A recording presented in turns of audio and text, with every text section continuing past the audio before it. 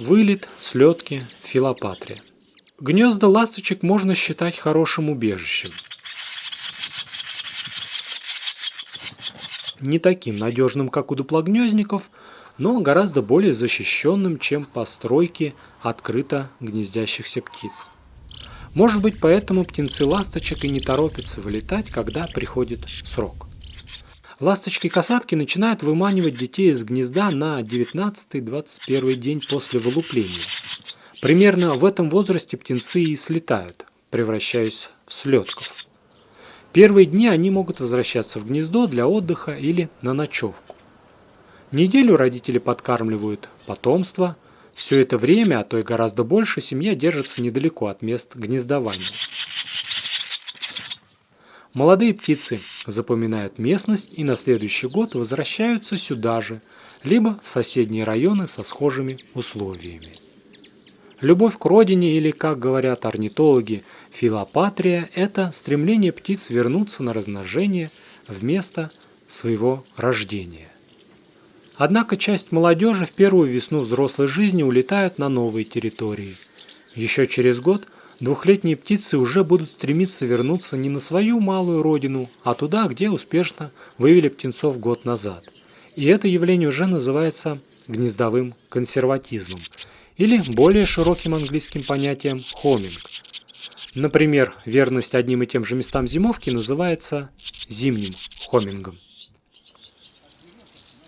Стремление вернуться не просто в родную деревню, а к своему же гнезду особенно развито у воронков. И это не случайно, ведь они всегда в первую очередь используют старые постройки, чтобы сэкономить на строительстве.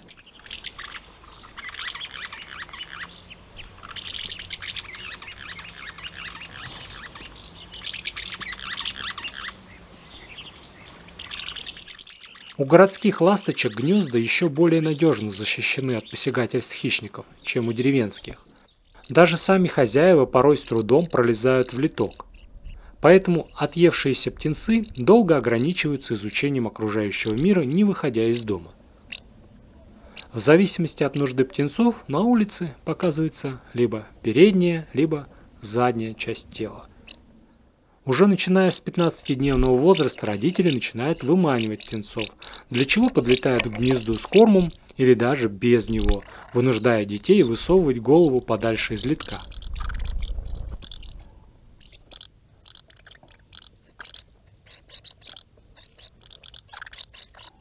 К трехнедельному возрасту потомства число таких провокаций становится все больше, и, наконец, на 24-е и 26-е сутки птенцы воронков делают первый вылет из гнезда. Они сразу довольно неплохо умеют летать и следуют за родителями. Однако еще довольно долго слетки будут возвращаться в родное гнездо. В наблюдаемом гнезде воронков, где часть собратьев вылетела, а два птенца сидели еще довольно упорно, родители кормили птенцов в среднем около 18 раз в час. Нередко вместе с родителями к гнезду возвращались и птенцы, которые недавно покинули родной дом. Отличить их в это время можно по белым каемкам на перьях крыла, которые хорошо заметны со спины. Также на груди и горле молодежи есть грязно-серый оттенок, тогда как у взрослых птиц там чисто белое оперение. Связь с гнездом у слетков городских ласточек может сохраняться от 3 до 11 дней, а в целом родители подкармливают детей вплоть до месячного возраста и даже старше. У воронков порядка 10-30% молодежи возвращаются в ту же колонию, где они появились на свет. В некоторых деревнях Европы установлена еще большая доля возврата – 55%. Не меньше верны месту рождения ласточки-береговушки. В Рязанской области около половины молодых птиц вернулись весной в родную колонию. Еще 20% загнездились в пределах 5 километров от нее, а оставшиеся 30% на расстоянии от 6 до 40 километров. Первый вылет птенцов из норы обычно случается в возрасте 3 недель. За неделю до этого в возрасте 15 дней птенцы уже обретают характерный голос, и родители по нему безошибочно определяют своих детей в шумной колонии. Первое время после вылета птенцы часто возвращаются в нору днем и на ночевку. Иногда они влетают в соседние норы, и даже в этом случае родители могут покормить своих птенцов, отличив по голосу. Но, конечно, в период массового вылета слетков в колонии очень много суматохи из-за близкого расположения нор. Еще от 2 до 7 дней птенцы будут возвращаться домой. Потом, примерно в возрасте 4 недель, они станут более самостоятельными и примкнут к кочующей стайке ласточек-береговушек, не занятых размножением.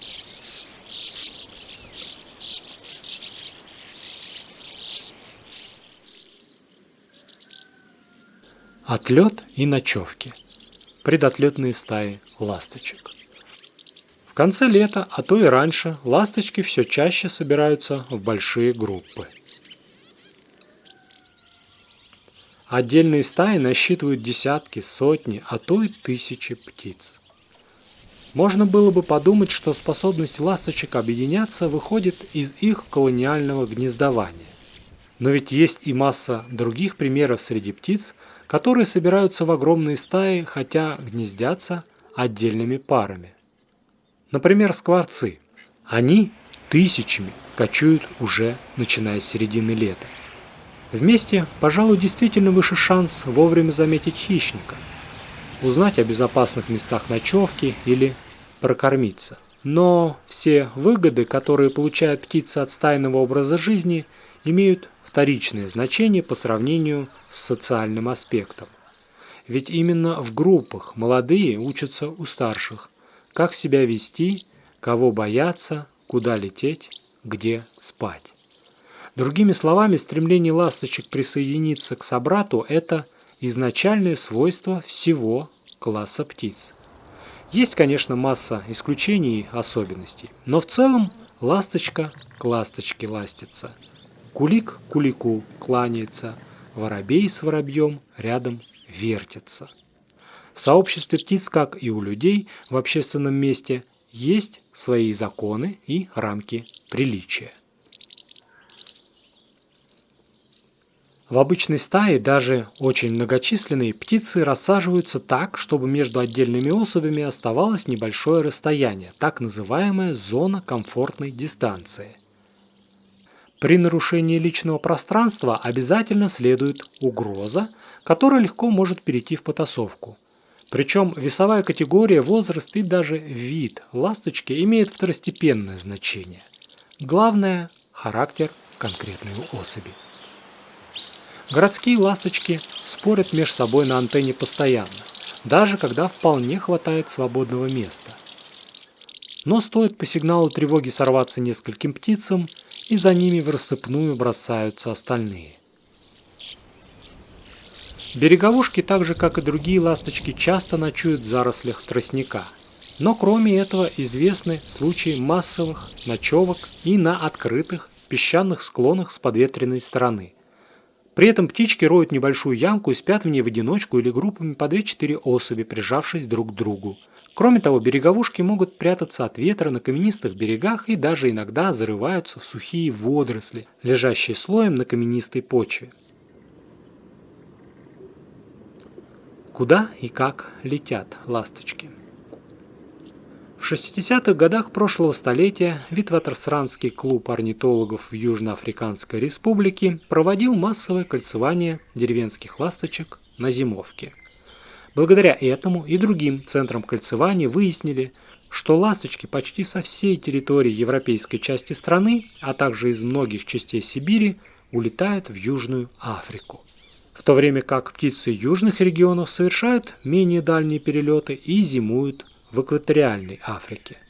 Наконец, ласточки Дальнего Востока совершают туристический бросок в Юго-Восточную Азию и зимуют, например, в Таиланде. Если говорить о путях пролета ласточек, то вовсе не обязательно они летят осенью строго на юг. Обычно они летят днем и предпочитают встречный ветер. В этом случае они идут низко над землей и заодно охотятся за насекомыми.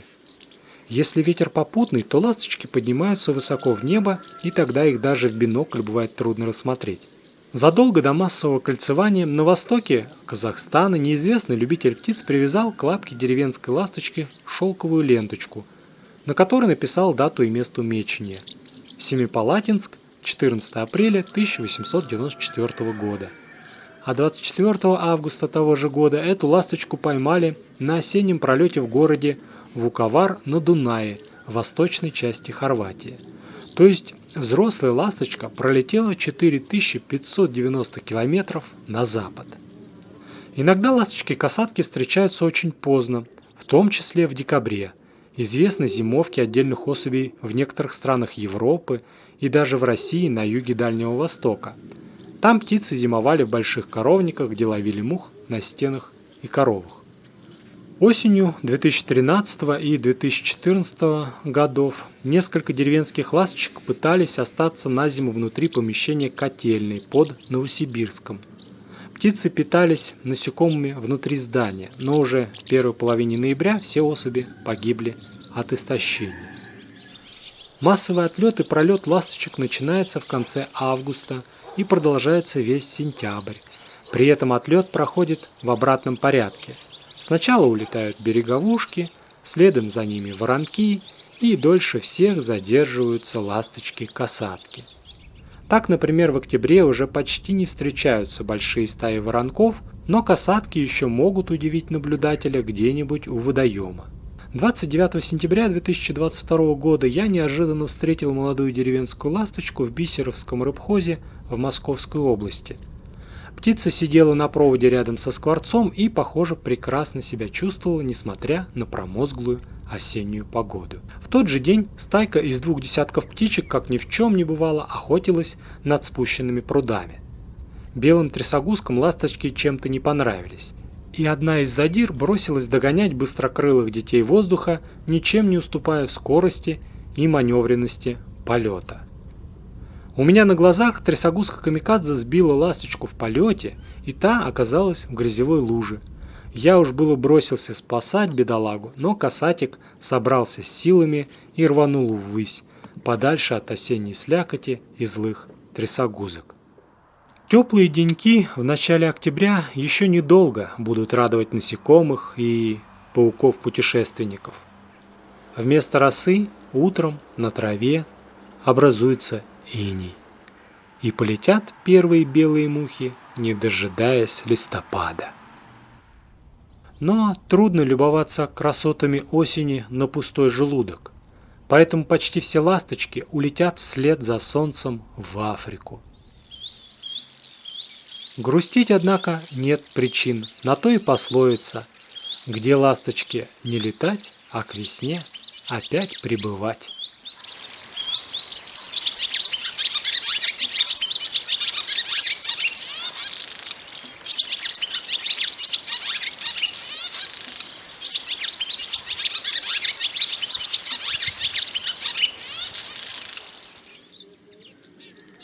Причины гибели ласточек и неблагоприятные факторы. Далеко не все ласточки доберутся до мест зимовки.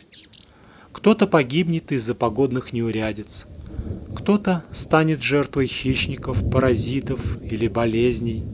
Наконец, третьи столкнутся с деятельностью человека, которая или ослабит ласточек, или вынудит поменять места пребывания, или приведет к летальному исходу. Максимальный возраст ласточек. По результатам Европейского центра кольцевания среди 3 видов наших ласточек долгожителем является воронок. В Швеции была повторно поймана при кольцевании птица в возрасте 15 лет. В Германии был добыт воронок, не дотянувший полмесяца до аналогичного возраста. Великобритания может похвастаться ласточкой-касаткой, которая прожила примерно 11 лет и 1 месяц. В Дании старушки-ласточки до 11 лет не хватило всего 1 месяца. В Северной Америке окольцованная деревенская ласточка повторно была поймана в возрасте 10 лет и еще 2 птицы в 8-летнем возрасте. В то же время Колоярцев сообщает, что рекорд долголетия в природе числится за 16-летней деревенской ласточкой, а в неволе есть случай, когда птица дожила до человеческого совершеннолетия 18 лет. Береговая ласточка отстала от деревенской всего на год. Рекорд в 10 лет и 1 месяц принадлежит птице, которая угодила под транспорт в Швеции.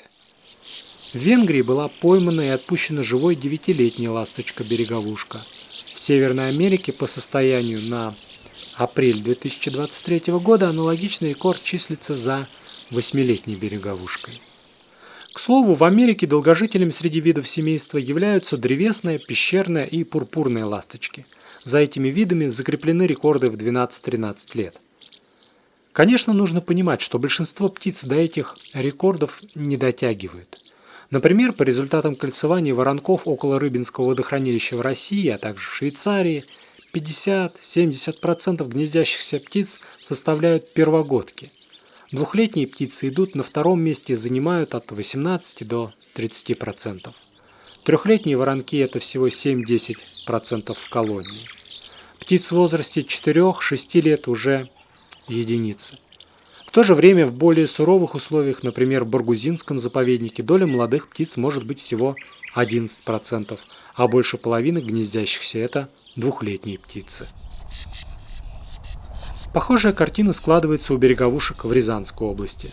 На первом месте среди гнездящихся птиц находятся первогодки – 56%, птицы в возрасте около 2 лет – 25%, 3 лет – 11%, 4 лет – 5%, 5 лет – 2% и 6 лет – всего 1%.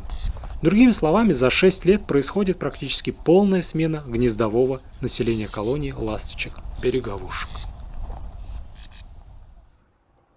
Влияние погоды. Большинство причин угнетает и убивает ласточек и их гнезда незаметно, фрагментарно. Но природные катастрофы типа затяжного шторма или внезапного похолодания обычно не остаются незамеченными. Особенно губительными бывают весенние и осенние ненастья. Ослабленные голодом ласточки становятся легкой добычей хищников, а также хуже переносят болезни и паразитов. Осенью 1974 года в Швейцарии из-за резкого и продолжительного ухудшения погоды погибло несколько сотен тысяч деревенских и городских ласточек. Береговушки пострадали в меньшей степени, поскольку к моменту похолодания большая часть их уже пролетела. Но не всегда птицы успевают откочевать вовремя. Чаще всего запаздывает молодежь. Например, в юго-восточном Казахстане в октябре 2000 года резко начала ухудшаться погода. Сначала похолодание и сильный ветер только задержали пролетные стаи ласточек, которые рассчитывали переждать дожди и ветра. Но легче впоследствии не стало. И тысячи деревенских ласточек погибли от истощения и холода. Кроме того, свыше 1000 береговушек замерзли на ночевке в тростнике. В некоторых случаях люди пытались спасти птиц, оказавшихся в беде. Для этого их переносили в теплое помещение, где ласточки выходили из оцепенения. Далее их кормили и перевозили в места с хорошей погодой. Сложно сказать о дальнейшей судьбе таких ласточек, но без этого птицы погибли бы гарантированно. Причем поначалу из-за отсутствия опыта люди перевозили ласточек без предварительного кормления. И в этом случае почти все птицы гибли еще в пути. Природные катастрофы в короткие сроки уносят тысячи жизней птиц. И не только их. Будь ласточки хорошими синоптиками, они наверняка могли бы избежать таких потерь. Но практика показывает, что ни звери, ни птицы не успевают подготовиться к сильным ветрам, затяжным осадкам или внезапным заморозкам. Однако, если в местах размножения ласточек не происходит негативных изменений, то за пару лет они успевают восстановить численность даже после больших потерь. Поэтому ключевую роль в сохранении популяций играют гнездовые биотопы. Наиболее губительна для ласточек стремительная урбанизация, облагораживание водоемов и лугов.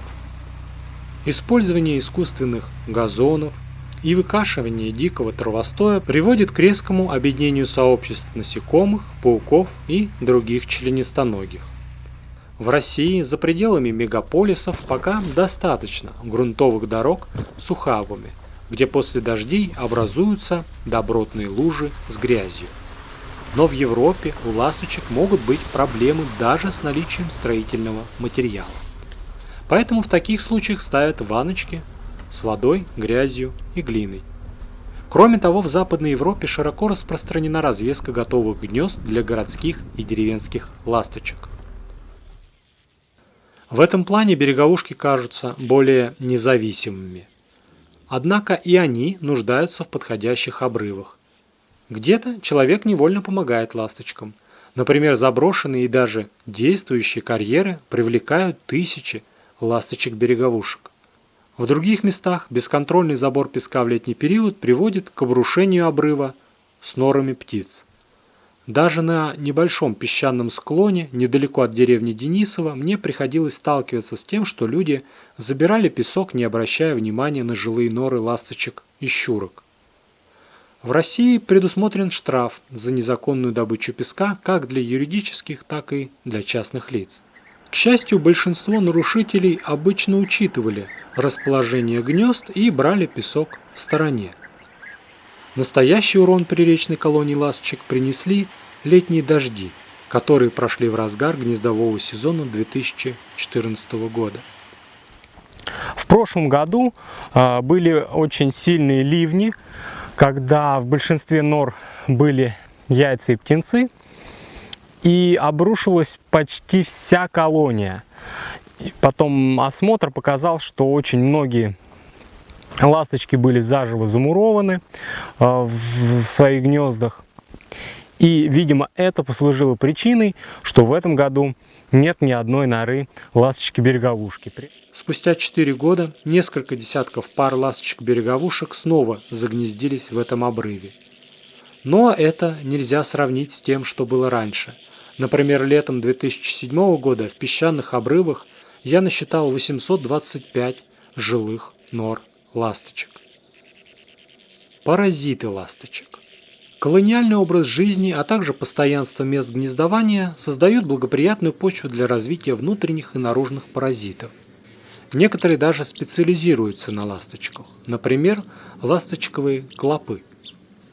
Пухоеды и вши обычно все время живут на теле ласточек и путешествуют вместе со своими хозяевами по свету. Наружные паразиты часто вызывают зуд. Птицы чешутся и чистятся в надежде стряхнуть хоть какую-то часть. Клещи и клопы – это типичные обитатели гнезд ласточек, которым нужна кровь для питания и размножения. Ласточковые клопы обычно зимуют рядом с гнездами. В качестве укрытия они используют щели построек, а весной ждут возвращения своих кормильцев. Иногда деятельность клопов может привести к неожиданным открытиям начинающих натуралистов. На белой скорлупе яиц городских ласточек темные пятнышки выглядят как элемент естественной окраски, но на деле это всего лишь помет клопов. Для чистки пера и избавления от паразитов птицы используют купание в пыли или в песке. Купание в воде также, возможно, помогает ласточкам немного охладить пыл кровососов. Иногда можно наблюдать, как ласточки рассаживаются на крыше и замирают на солнце. При этом крылья немного оттопырены. Так птицы принимают солнечные ванны. Солнцевание. Так ученые называют прием солнечных ванн у животных. Солнцевание играет важную роль в избавлении от эктопаразитов, просушивании оперения и регуляции теплообмена. Болезни ласточек. Паразиты, как известно, меньше всего заинтересованы в гибели своих хозяев, но вместе с непогодой и инфекционными болезнями негативный эффект суммируется и возможен летальный исход. Например, в Томске летом 1965 года в течение месяца погибли все городские ласточки в колонии из 80 пар. Вскрытие показало, что птицы были заражены тифом домашней птицы. Так что ласточки-касатки, которые стараются гнездиться не так близко друг к другу, как воронки и береговушки, пожалуй, поступают достаточно мудро. Таким образом, они снижают вероятность обмена друг с другом паразитами или заразными заболеваниями. Хищники. Из всех напастей, пожалуй, только хищники действуют более или менее предсказуемо. По крайней мере, против плотоядных зверей и птиц у ласточек есть целый набор сигналов и действий, которые помогают бороться с ними. Первый сигнал призывает собратьев повысить внимание. Его издают ласточки, когда видят хищника, который держится достаточно далеко. Второй сигнал, более громкий, уже призывает атаковать неприятеля.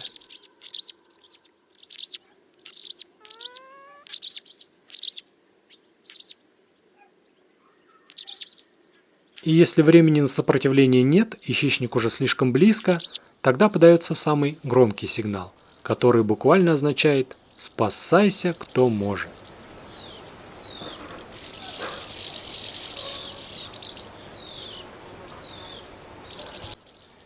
В воздухе наибольшую опасность для ласточек, особенно молодых, представляют соколы, особенно чеглок. В репортаже «Чем питаются чеглаки в Москве» я рассказывал, что главной добычей этих пернатых хищников в августе были преимущественно стрижи. И если уж этих гонщиков чеглаки ловят на регулярной основе, то и ласточки тоже легко становятся добычей. Например, на Британских островах воронки – это основа рациона чеглаков. Деревенские ласточки могут составлять до 30% добычи этих ловких пернатых хищников. Для противостояния соколу, в том числе пустельге, ласточки собираются в плотную группу и стараются подняться выше охотника, чтобы тот не мог спикировать на птицу, отбившуюся от стаи. Иногда болотные и степные луни могут ловить береговых ласточек в полете, вспугивая их на отдыхе или добывая при вылете из нор. Ястребы тоже порой добывают ласточек, но не так часто, поскольку им проще охотиться на менее скоростных птиц из засады. Многие пернатые хищники разрушают и разоряют гнезда с птенцами воронков. Это делают даже такие крупные птицы, как коршун и стервятник. Они просто срывают гнезда городских и горных ласточек и подбирают упавших птенцов. Ночные разбойники, например, сипуха и серая неясыть, выслеживают жилые гнезда воронков. С наступлением сумерек они срывают гнездо когтями. В результате добычей совы становятся как взрослые птицы, так и птенцы. Поэтому отношение ласточек к совам такое же негативное, как и у других пернатых. Стоит, скажем, домовому сычу появиться на открытом месте, и ласточки не успокоятся, пока он не скроется с их глаз долой. Очень редко ласточек ловят и другие птицы, например, серый сорокопут. В зоопарке наблюдали, как деревенских ласточек на лету хватали марабу и бакланы. Даже щуки ловят птичек, пролетающих низко над водой. Но это, конечно, единичные случаи. Раздолбить гнездо воронка и добыть птенцов или яйца может большой пестрый дятел. К счастью, это явление тоже пока не носит массового характера. За ласточками, собирающими грязь или севшими на ночевку слишком низко от земли, могут охотиться и четвероногие хищники. Кошки – обычно первые претенденты на добычу ласточек. Успех ловли птиц во многом зависит от мастерства и опыта конкретного кота. Самые ловкие ловят и взрослых воронков у гнезда, и молодежь после вылета. К счастью, широкий карниз обычно делает недоступным гнезда ласточек для кошек. Собаки, как ни странно, тоже иногда караулят ласточек, собирающих строительный материал. Но гораздо больший урон бродячие псы могут нанести колониям ласточек-береговушек. Собаки, а также лисицы, барсуки, куницы без труда разрывают норы и добираются до яиц и птенцов. Горностай, хорек и ласка могут добывать как птенцов ласточек-береговушек, так и городских и деревенских ласточек, если заберутся на чердак или сарай. Гнезда ласточек при случае могут разорить не только хищники по природе, но и разбойники по случаю, например, крысы. Ну а то, что эти грызуны могут залезть куда угодно, давно известно. Даже кормушки на деревьях легко могут стать столовой не только для птиц. Змеи. Гнезда ласточек, в первую очередь, конечно, береговушек, разоряют змеи. Например, в Саратовской области на островных популяциях ласточек-береговушек узорчатый полос уничтожает от 15 до 25% кладок и до 18% гнезд птенцами. Также эти змеи добывают и взрослых ласточек. Лазающие полозы – это родственники ужей, и они не ядовиты. К сожалению, этого нельзя сказать о гадюках. На юге Саратовской области успешно добывают взрослых береговых ласточек и их птенцов гадюка Никольского. Причем эти змеи не только разоряют гнезда, но также используют норы в качестве убежища, что, конечно, надо иметь в виду при осмотре колонии. Вообще, противостояние ласточек и змей отражено во многих мифах. Однажды змей отправил комара, чтобы тот узнал, у кого самая вкусная кровь. На обратном пути ласточка выведала у комара, что ему понравилась кровь человека. Тогда она попросила комара показать язык и прикусила его. Прилетевший к змею комар только невнятно что-то жужжал. А ласточка, чтобы защитить людей, сказала, что со слов комара самая вкусная кровь у лягушек. На что змей разозлился и схватил ласточку за хвост. Птичка вырвалась, а хвост с тех пор так и остался раздвоенным. Вернемся от фольклора к реальности. Муравьи. Гнездам береговушек могут сильно навредить полчища муравьев. Они нападают как на взрослых птиц, насиживающих яйца, так и на птенцов. И в любом случае береговушки бросают такие норы. Кстати, жертвами муравьев часто бывают и другие птицы. Особенно страдают птенцы воракушек, соловьев, чеканов и других, кто устраивает гнездо на земле. Кукушки. Диаметр норы не спасает береговых ласточек от эктопаразитов и муравьев. Зато гнездовой паразит в лице кукушки не может подложить свое яйцо. Деревенские и городские ласточки крайне редко становятся воспитателями кукушат. Для Восточной Европы и Северной Азии в границах бывшего СССР Нумеров приводит всего 5 случаев для городской и 16 случаев для деревенской ласточек, когда в их гнездах находили яйца или птенцов обыкновенной кукушки. Среди прочих хозяев кукушки ласточки занимают меньше 1%. Конкуренция. За место под кровлей у ласточек возможна конкуренция с другими видами птиц. Чаще всего в бессрочную аренду забирают гнезда ласточек воробьи. Полевой воробей может без труда занять гнездо воронка практически без разрушения литка. Однако основным врагом городских ласточек финский орнитолог Линд считает домовых воробьев. Домовые воробьи крупнее полевых. Они частично разрушают гнездо и приносят много строительного материала. Такие гнезда воронки уже не могут использовать повторно. В то же время сами воробьи эти гнезда используют неоднократно. Птенцы домового воробья прекрасно развиваются в гнездах воронков и успешно доживают до вылета. Считается, что воробьи не дают воронкам поселиться рядом с их гнездом. Однако под крышей магазина в деревне Денисово я уже третий десяток лет наблюдаю, как домовые воробьи живут бок о бок с воронками без явных конфликтов. В то же время для Финляндии и Англии известны примеры, когда целенаправленная борьба людей с домовыми воробьями приводила к значительному увеличению количества гнездящихся городских ласточек. Кроме воробьев, гнезда городских и деревенских ласточек могут занимать крапивники, пищухи, большие синицы и лазоревки, грехвостки-чернушки и лысушки, черный стриж, серая мухоловка и даже сизый голубь.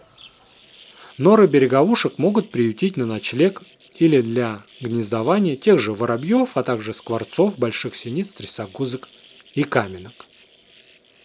Ущерб, который могут нанести ласточкам животные враги или конкуренты, конечно, не идет ни в какое сравнение с деятельностью человека. В некоторых странах мелких птиц, в том числе ласточек, добывают в качестве деликатеса, но об этом даже говорить не хочется.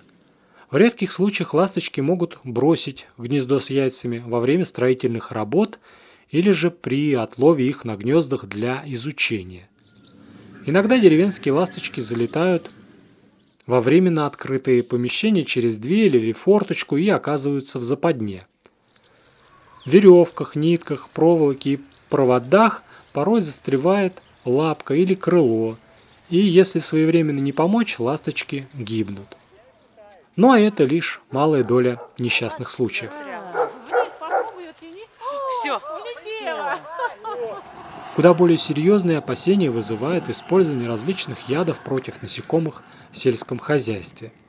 От этого страдают не только вредители, но попутно и все разнообразие других членистоногих, а по цепочке и многие насекомоядные птицы, в том числе ласточки. Другая деятельность людей тоже не воздействует целенаправленно только на ласточек, но влияет на многих птиц. Это непродуманное остекление зданий, скоростные автомагистрали без ограждений, избыточное газонокошение, о котором мы уже говорили, и прочие следствия человеческой цивилизации. Однако мы, люди, тоже часть биосферы. И вовсе не обязательно все сводится к негативным последствиям для природы. Например, очевидно, что широкое расселение городских и деревенских ласточек как раз связано с человеческими постройками.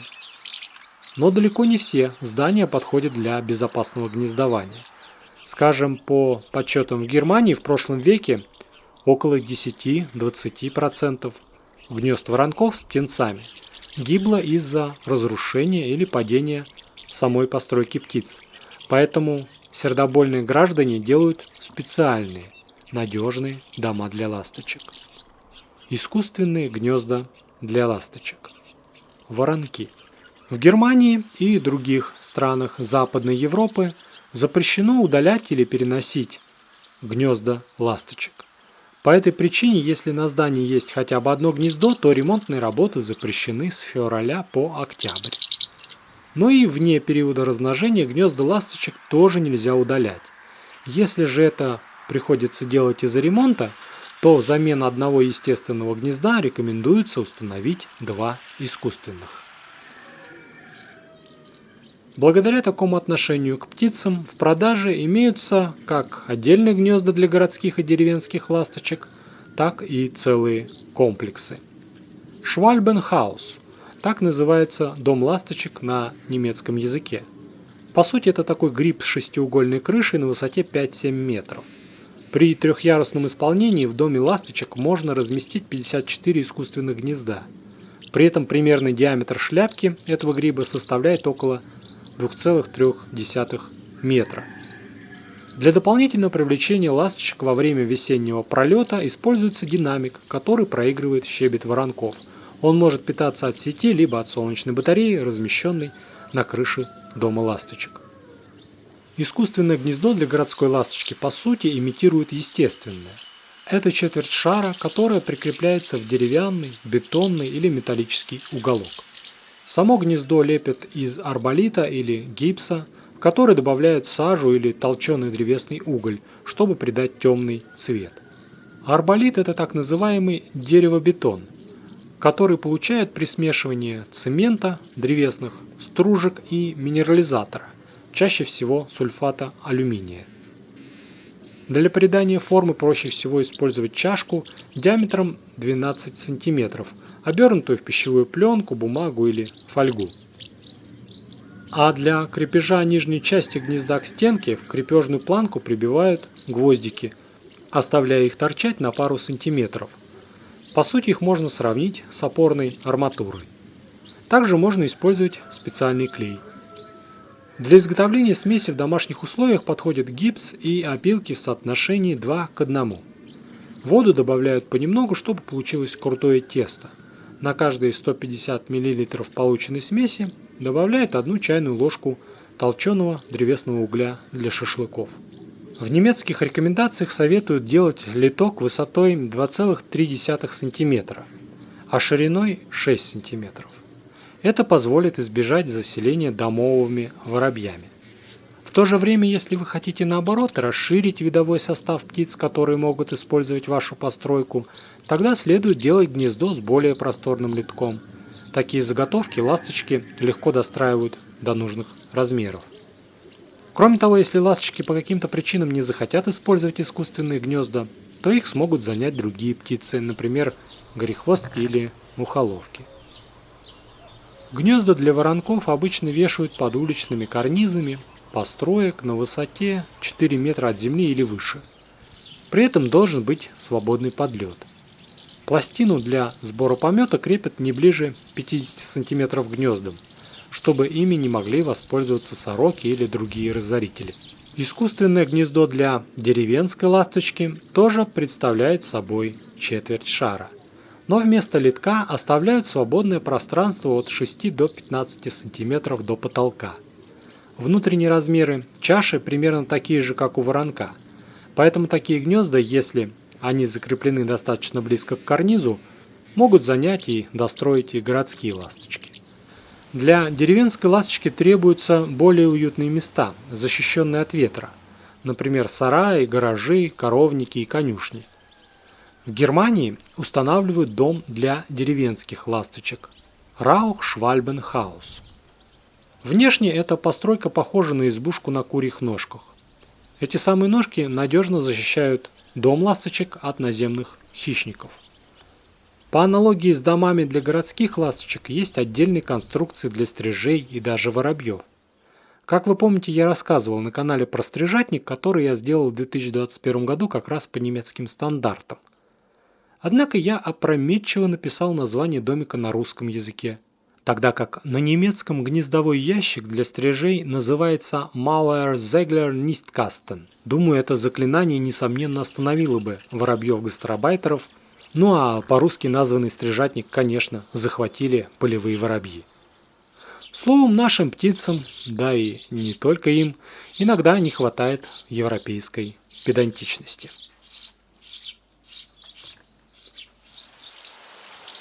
Помимо сложных в изготовлении гнезд, ласточкам можно помочь и более простыми способами. Для воронков прибивают полочку на расстоянии 7-10 см от карниза. Ниже прибивать не нужно, так как в этом случае эта полочка не будет использована.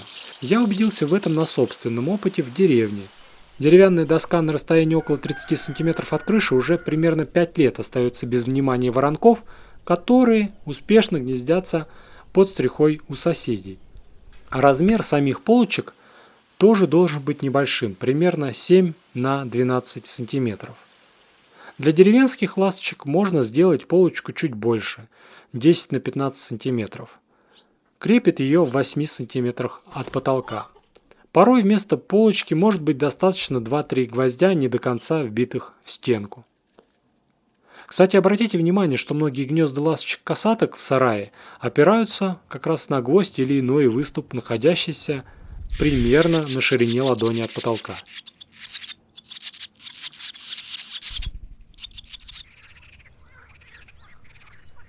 Летний пейзаж богат зеленью растений и лазурью неба.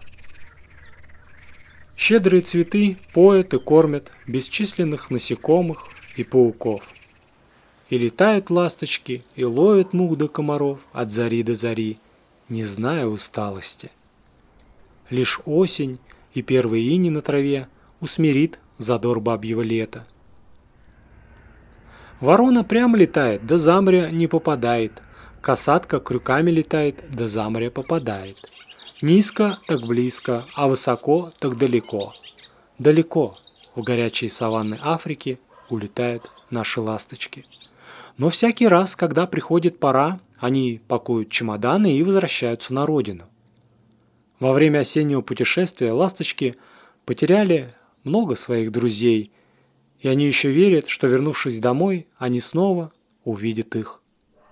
С новыми силами птицы преодолевают тысячи километров, чтобы только увидеть родной пейзаж, убранный зеленью трав и озаренный лазурью неба. И какая радость для ласточки найти на том же месте старый сарай и гвоздь под потолком для уютного гнезда.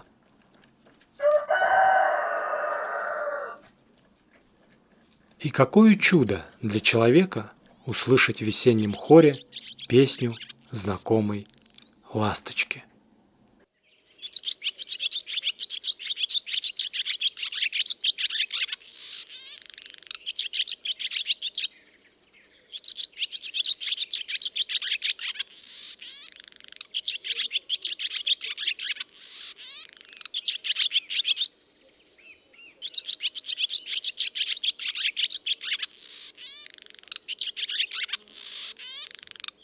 Друзья, спасибо вам за терпение и внимание к живой природе. Первые видеосъемки ласточек я начал в 2009 году.